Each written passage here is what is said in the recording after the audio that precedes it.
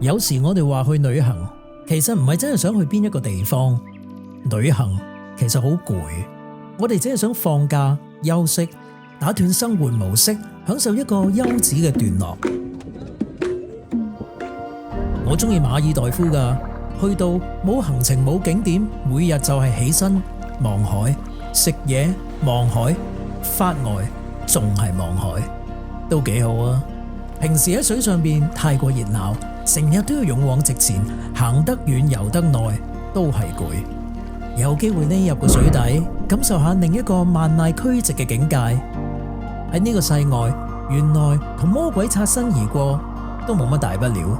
就算面對恐懼，發覺最簡單嘅應對，原來只不過係平靜嘅一呼一吸。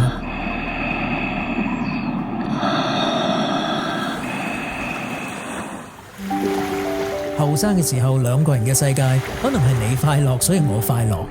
經歷過後，加多層，領略到乜嘢係你快樂，所以我安樂。